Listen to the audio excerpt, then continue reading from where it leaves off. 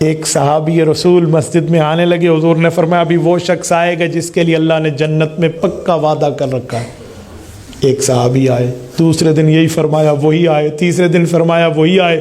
حضرت عبداللہ ابن عمرو ابن عاص رضی اللہ عنہ فرماتے ہیں میرے دل میں خیال آیا کہ اس شخص کے کیا اعمال ہیں جو حضور 3 بار اس کے لیے جنت کا اعلان فرما چکے ہیں۔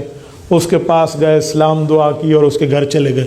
عرب کا اصول تھا 3 دن آئے ہوئے بندے سے پوچھتے نہیں تھے کیا کام ہے، 3 دن مہمان نوازی کرتے تھے۔ 3 دن مہمان نوازی ہوتی رہی اور یہ اس کے اعمال دیکھتے رہے۔ اکٹھے اٹھ کے مسجد سے آنا ہے، اکٹھے اٹھ کے نماز پڑھنی ہے، اور یہ کہتے ہیں میں تہجد میں پہلے اٹھ جاتا اور وہ پتہ نہیں تہجد کو کیا صبح کی نماز کے لیے اٹھتے۔ بس ان کی نوافل بھی اتنے نہیں تھے۔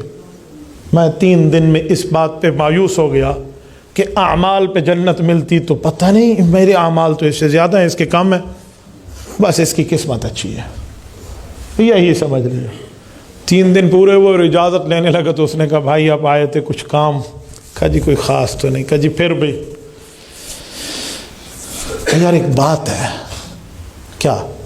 کہ میں تیرا مہمان کسی وجہ سے بنا تھا، آپ علیہ السلام نے یوں فرمایا اور آپ آئے، پھر دیکھا، پھر 3 بار تیرے لیے جنت کی باتیں، میرے دل میں اشتہا پیدا ہوئی، خواہش پیدا ہوئی، وش پیدا ہوئی کہ تیرے پاس جا کر تیری کچھ نیکی دیکھوں تاکہ میں بھی جنت کا مستحق کے ایسے اعلان کا جو ہے نا مستحق بن جاؤں۔ تو کہا کیا دیکھا؟ کہا یار میں نے اس معاملے میں کچھ نہیں دیکھا، میری تو تلاوت الحمدللہ تم سے زیادہ، میرے نوافل تم سے زیادہ۔ جی بات تو ٹھیک ہے تیری، تو پھر تو کیا سمجھ رہا؟ کہ میں نے یہی سمجھا تیری قسمت بہت اچھی، میری قسمت اتنی تیز نہیں ہے۔ کہ شاید کچھ رہ گیا ہو۔ کہا رہنے تو میں نے ان 3 دنوں میں کچھ نہیں دیا، میں نے ایسی سرچنگ لائٹ آپ پر لگا رکھی تھی، میں نے تو بڑا چیک کیا ہے۔ کہ شاید کچھ ہو۔ کہا آپ بتا دیں۔ کہا تیرے میرے اعمال بھی ایک جیسے، لیکن ایک بات ہے، میں نے رسول اللہ صلی اللہ علیہ وسلم کی صحبت میں ایک چیز سیکھی ہے، رات کو سوتے وقت میں اپنے رب سے ایک بات کرتا ہوں،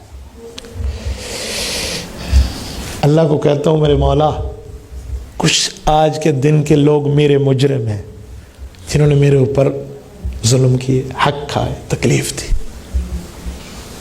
حق ہے کہ میں ان سے بدلہ لوں، لیکن میرے مولا ادھر میں تیرا بھی مجرم ہوں، آج کچھ غلطیاں میرے لیے ہوئی ہوں گی جس سے آپ ناراض ہوئے ہوں گے، تو اللہ ایک معاہدہ کر لیتے ہیں، میں تیرے ان بندوں کو تیری رضا کی خاطر معاف کرتا ہوں، تو مجھے معاف کر دے۔